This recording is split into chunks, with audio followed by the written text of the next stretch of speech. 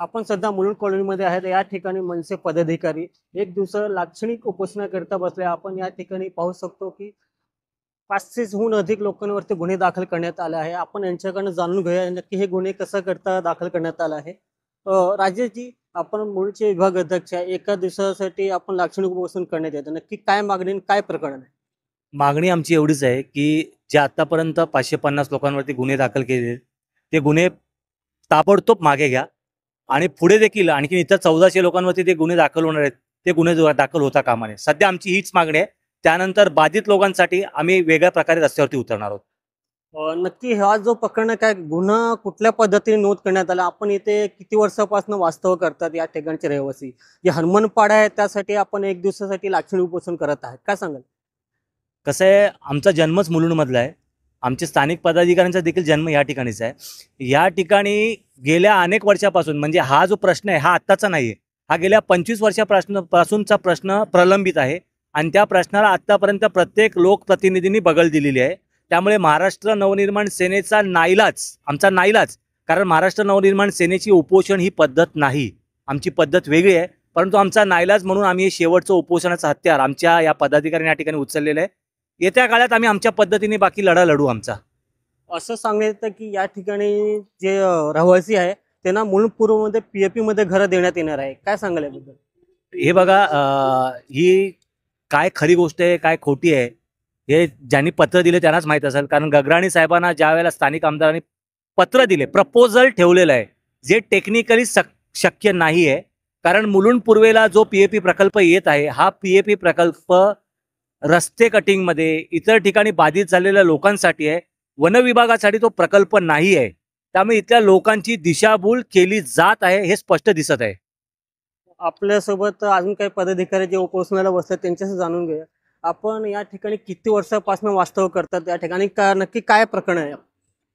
गेली 50 वर्षापासून हनुमानपाडा झालं, शंकर टेकडी झालं, अंबरनगर झालं आणि राहुलनगर झालं.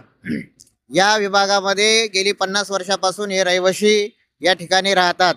परंतु ह्या लोकांना स्थानिक तहसीलदार यांच्या माध्यमातून त्यांना फोटोपास सुद्धा मिळालेला आहे. असे फोटोपास धारक असलेल्या लोकांवरती सुद्धा या ठिकाणी वन विभागाने गुन्हा दाखल केलेला आहे. खरं म्हटलं तर 2023ला यांनी गुन्हे दाखल केले आणि आता सध्या ते चार्जशीट दाखल करतात. 550 लोकांवरती चार्जशीट मुलुंड कोर्टामध्ये दाखल झालेली आहे. 2024 स्थानिक आमदार यांच्या माध्यमातून संयुक्त बैठक बोरवली यांच्या कार्यालयामध्ये घेतली होती. मुख्य वन अधिकारी यांच्यात मल्लिकार्जुन यांच्या उपस्थितीमध्ये त्यांनी शब्द दिला होता, यानंतर कोणत्याही प्रकारे कोणत्याही व्यक्तीवरती जो काही रहिवासी आहे त्या लोकांवरती गुन्हा या चार्जशीट दाखल होणार नाही. परंतु स्थानिक आमदारांना सुद्धा त्यांनी बगल दिलेले, त्यांचं सुद्धा ऐकलेलं नाही आणि आज या ठिकाणी मुलुंड विभागामध्ये 550 लोकांवरती चार्जशीट दाखल केलेलं आहे. आपण सोबत अजून पदाधिकारी आपण त्यांच्याशी बोलणार आहोत. या ठिकाणी जे 500 लोकांवर गुन्हे दाखल झाले आहे आणि हे गुन्हे माघार घेण्यात आले नाही तर पुढचं पाऊल काय असणार? आम्ही हे उपोषणाचं पहिलं हत्यार आहे. जसं साहेबांनी सांगितलं की हे शेवटचं हत्यार असतं उपोषण, परंतु आम्ही हे पहिलं हत्यार उपसलेलं आहे. अशा प्रकारचे अनेक आंदोलनं आणि उपोषणं यापुढे महाराष्ट्र नवनिर्माण सेनेच्या वतीने या प्रभागात होतील. 550 नागरिकांवरती बेछूट गुन्हे नोंद केलेले आहेत. त्यांना कोर्टात येण्यासाठी मजबूर केलेलं आहे. लोक भयभीत झालेले आहेत. गेली 25 वर्ष हा लढा चालू आहे आणि 50 ते 55 वर्षापासून लोक त्या ठिकाणी राहत आहेत. महाराष्ट्र शासनाने आणि वन विभागाने जे गॅजेट प्रसिद्ध होतात त्यामध्ये हा 377 सर्वे नंबर आहे, त्याचा कुठेच नामोल्लेख नाही आहे. 2 गॅजेट प्रसिद्ध झालेले आहेत, तरी आम्ही वन विभागात का आहोत? आणि या ठिकाणी जर आमची व्यवस्था असेल, इथे 10 एकरचं प्रायव्हेट फॉरेस्ट आहे, खाजगी वन म्हणून डिक्लेअर केलेलं आहे, त्याच्यामध्ये आमचं पुनर्वसन का होत नाही? आम्हाला कशाला पूर्वेला पुनर्वसन पाहिजे? आम्हाला कशाला चांदिवलीला पुनर्वसन पाहिजे? आमचं इथं आयुष्य गेलेलं आहे आणि हे जे गुन्हे यांनी केलेले आहेत हे फसवून केलेले गुन्हे आहेत. आम्ही प्रत्यक्ष त्या अधिकाऱ्यांना भेटीगाठी घेतल्या तेव्हा त्यांना सांगितलं होतं की तुम्ही लोकांना समज द्या, लोकांना सांगा तुम्ही नक्की काय करताय. परंतु अशा कुठल्याही प्रकारचं नोटीस, कुठल्या प्रकारचं जाहिरात न करता थेट लोकांच्या घरांमध्ये जाऊन त्यांनी मोजमाप केलेलं आहे आणि लोकांवरती गुन्हे नोंद केलेले आहेत. आपण पाहिलं की या ठिकाणी सर्वही झालं आपलं, तर किती लोक वास्तव्य करतात आणि किती लोकांवर गुन्हा दाखल केलाय? या ठिकाणी त्यांच्या म्हणण्याप्रमाणे वन विभागात जी लोक येतात, म्हणजे हनुमानपाडा 377 घेतला, 377 या हनुमानपाड्याच्या जागेवरतीच जवळपास 1000-1200 लोकांचं वास्तव्य आहे आणि ते त्याच्या पुढे गणेशपाडा असेल, न्यू राहुलनगर, शंकरटेकडी हा भाग आहे. त्याच्यामध्ये उर्वरित लोक आहेत. म्हणजे एकूण वनविभागाचे बाधित 1950 लोक आहेत. त्यातल्या 550 लोकांवरती गुन्हे नोंद झालेले आहेत आणि जवळपास 1400 लोकांवरती प्रोसेस करता येते. 10चा एक ग्रुप बनवलेला आहे आणि अशा 55 चार्जशीट ह्या 550 लोकांवरती करणार आहेत. नजीकच्या काळामध्ये अजून राहिलेल्या लोकांवरती गुन्हे नोंद करण्याची प्रक्रिया त्यांची सुरू आहे आणि आज आम्ही इथे उपोषणाला बसलो आहे.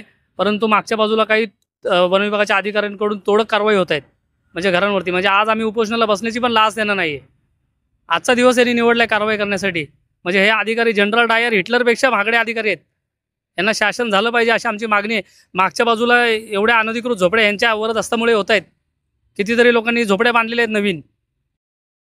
यांच्या साठलोट आहे या लोकांबरोबर. आमचा थेट आरोप आहे या लोकांवरती, या अधिकाऱ्यांवरती. अधिकारी 3 वर्ष इथे येतात, 3-3 वर्षांनी बदले होतात, परंतु नागरिक इथे जवळपास 60 वर्षापासून राहत आहेत.